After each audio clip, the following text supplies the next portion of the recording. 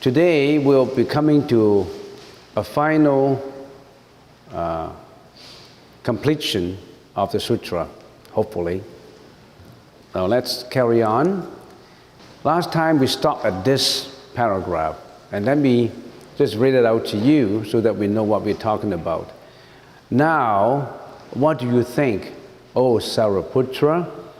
For what reason is that repetition treatise of the law called the favor of all Buddhas?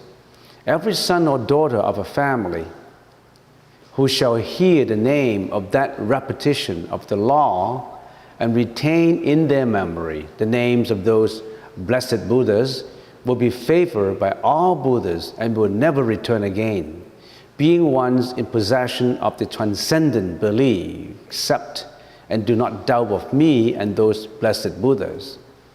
In this paragraph, Buddha Sakyamuni is continuing repeating that it is extremely important that on the verge of death, we should invoke the name, chant the name of Amitabha. Not only that, when we are alive, when we are healthy, we should be training ourselves in our mind to repeatedly recite the name Amitabha. It's just like tuning our radio all the time so that our tuning, our frequency is used that grand universal station where we can put it on tune all the time. We always stay tuned all the time. People, sentient beings who were received by the Buddha, Amitabha, into that land will never retrogress again into this world. Being once in possession of the transcendent believe, accept, and do not doubt of me and those blessed Buddhas. English is strict translation from the Sanskrit. So the translator has to maintain the original meaning of the transcript. And that transcript was translated almost about 100 years ago. So the English is a little different from now. But modern English is not quite the same as when Max Muller translated this.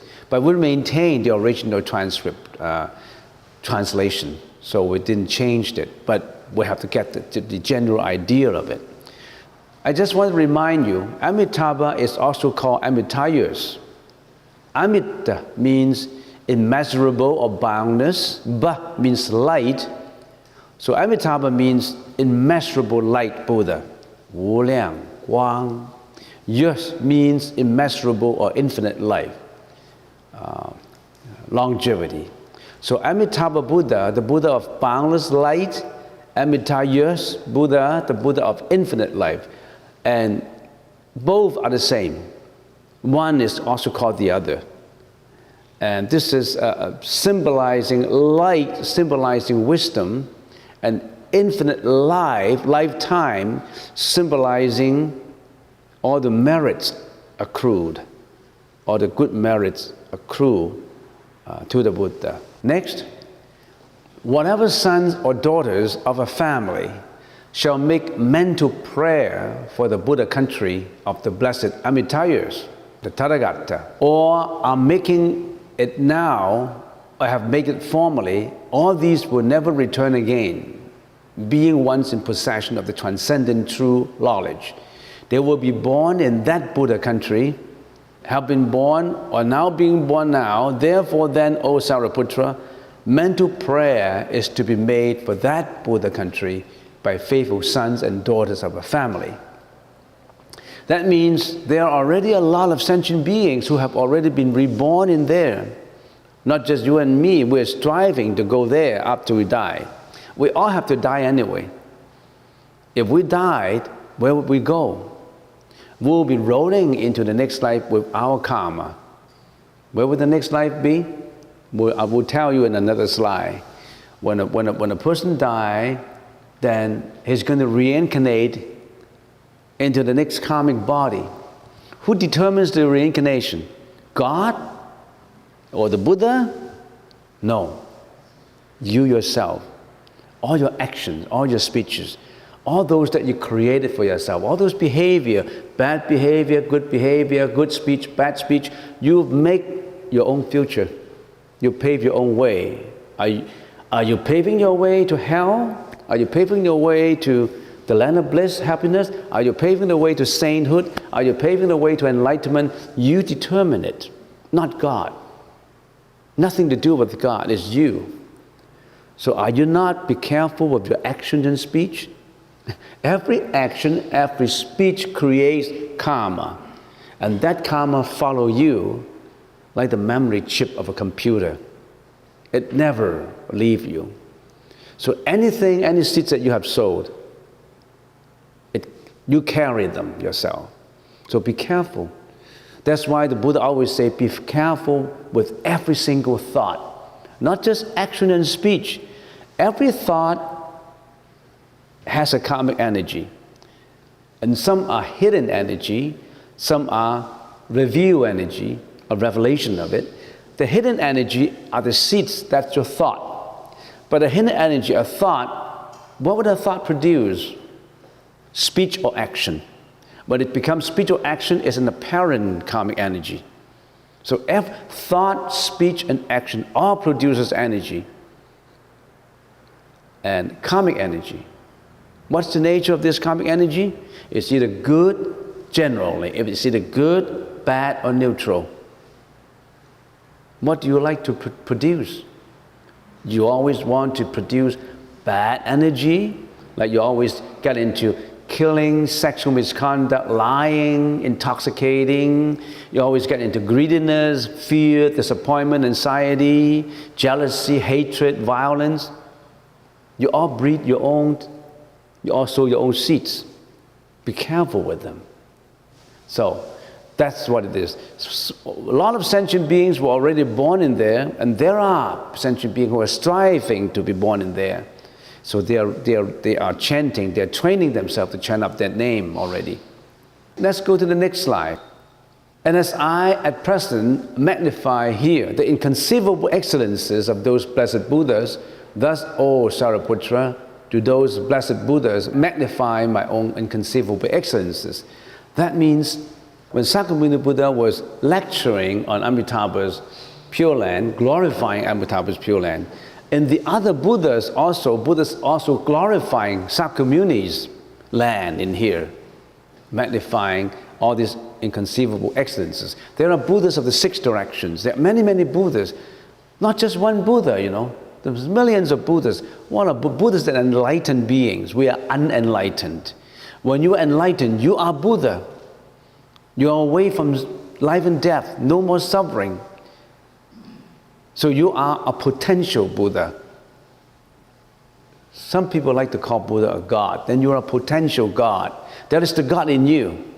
That is the potential of being God in you. And don't forget about that. Because all the other Buddhas are also glorifying Sakyamuni's land. Sakyamuni's land is here. The land that we are residing in is a land of mixture of happiness and suffering. Sometimes you're happy, sometimes you're suffering, sometimes you're sad. It's a mixture of it. But more suffering than happiness. Whether there's suffering or happiness, they're all ephemeral or short-lived, impermanent. A very difficult work has been done by Sakyamuni, teaching in here, in this world, the sovereign of the Sakyas. Sakyamuni Buddha belonged to the sovereign of the Sakyas at that time, in that family. Having obtained the transcendent true knowledge in this world, Saha, he taught the law which all the world is reluctant to accept. It's very difficult to accept the Buddha's teaching, especially in this Dharma ending stage. It's not easy to accept. There are 3 epochs of the Dharma, of the Buddha's teaching, 3 periods or 3 kalpas. But let's finish with this, and then I'll show you one of the 3 periods of the Buddha's teaching. So, the word Saha, that means endurances of suffering. He taught the law which all the world is reluctant to accept. During this corruption of the present kalpa is a unit of time, a very inconceivably long period of time, millions of years. During this corruption of mankind, during this corruption of belief, during this corruption of life, and during this corruption of passions. So there are 5 corruptions that we have. Kalpa is a time, corruption of mankind, That means corruption of reincarnation, the 6 paths of reincarnation. Corruption of belief, corruption of life, and corruption of passions. We have all these corruptions. And all these corruptions lead us to samsara, life and death. And we'll go over this corruption in another slide. And we call the kalpa corruption of life, of mankind. And we know that the earth is unsafe and fragile. The Buddha says there comes a time after a lapse of thousands of years when it would cease to rain and vegetable and animal life would be destroyed. He also speaks of the times when the earth, including the biggest of mountains, which appear so stable, would go up in flame and smoke. Today we know that sun and stars, if collide, would become cosmic hydrogen bombs, flare up and explode, burning up the planet and affecting neighboring solar systems. That's already spoken by the Buddha 2,600 years ago. The world will coming to a destruction. But I don't think we can see that in this century. Probably we can't see it. We don't want to see it in 20 years, 30 years, 50 years. The destruction of the worlds would only come at the end of an epoch or eon called kalpa. So that's why we call it the kalpa. The cosmos undergoes 2 major periods of change in time called the eons of expansion and contraction. The eons of expansion is the period in which the universe unfolds itself open out, Vedanta kalpa. Kalpa is a Pali word. In the Sanskrit, it's kalpa. The other is the one in which the universe closes in and is destroyed, Samatha kalpa. Also known as the 4 stages of the universe. The kalpa of expansion, the kalpa in which it remains in a state of expansion, the kalpa of contraction, the kalpa in which it stays contracted. So this is the corruption of kalpa, the corruption of time. In terms of time, everything is coming to an end and then it begins again. When it comes to an end, it does not mean that it's an end. When it comes to an end, there's another beginning. It's just like when we die. It does not mean you don't have you anymore. It's not a total destruction of you. It's the beginning of you in your next life. When you carry your karmic energy, when you are not enlightened, when you're not the Buddha yet, you're not enlightened, you carry your karma to the next life. So when a person dies, it's not just the end of you. It's the beginning of another you. But you roll into the next body again, you go through the same suffering again, depends on what you have done. You carry your own karma through. So this is the corruption of the kalpa. Regarding time, there is the past, the present, and the future. The past is already gone. The present, you experience it right now, and every second becomes the past. So there's no present, because every present, when I'm talking about here now, every second, it takes to the past. The future hasn't come. So we don't have a future yet. The future hasn't come. How can you have the future if the future hasn't come? The past is gone. The present is becoming the past. So we're in a delusion of time. We think we're living in a time that is stagnant. We think we're living in a time that is almost like impermanent. We don't have a time, actually. The time is just a denomination, a delusory denomination concept. It takes all the time. It goes on and on and on until we finally come to a destruction, and we call it death. But that death is also the beginning of another life. We call it being reborn again, birth. So we're always going in a cycle. Now we've been talking about kalpas. We're talking about the 3 periods of the Dharma. The Buddha's teaching appear in 3 periods. The actual Dharma epoch, or the kalpa. This first stage corresponds to the time of Sakyamuni Buddha, when his teachings were easily accessed and people could gain enlightenment in one's lifetime. During the actual Dharma stage, people get enlightened so easily.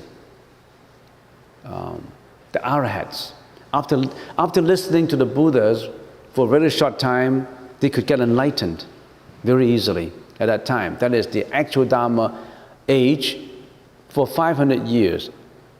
Since the Sakyamuni Buddha, for 500 years, approximately the length of time for the actual Dharma epic is 500 years. And then there is a second epic, the Dharma resembling epic. The second stage was after Sakyamuni Buddha and all his disciples passed away, when the teachings were harder to access and successfully practice. 2,000 years.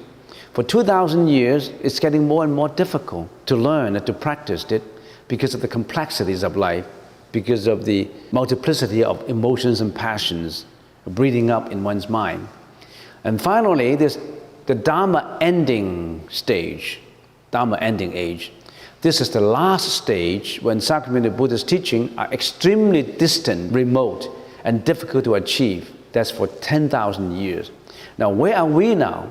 We are in the beginning of the Dharma ending age. That means the Buddhist teaching is getting more and more remote and distant, getting more and more difficult to learn. More and more people do not have the diligence or the wisdom to learn the Buddhist teaching. What would they be learning? They would be learning materialistic lifestyle. They were learning how to better their senses satisfaction. The eyes, the ears, the nose, the taste, the touch, the body. They are looking for pleasures, sensual pleasures. And in the process of looking for it, they create a lot of karma. They're breeding up a lot of those and carrying them into another round of karmic and reincarnations all the time in samsara, in life and death. And that would last for 10,000 years. And then finally, the world will come to a destruction. And then, anything that's coming to an end will be going to have a beginning again. And then at that time, Maitreya Buddha will be born in this world to revitalize the teaching. Right now, the historical Buddha in this world is Sakyamuni Buddha, historically, according to human history.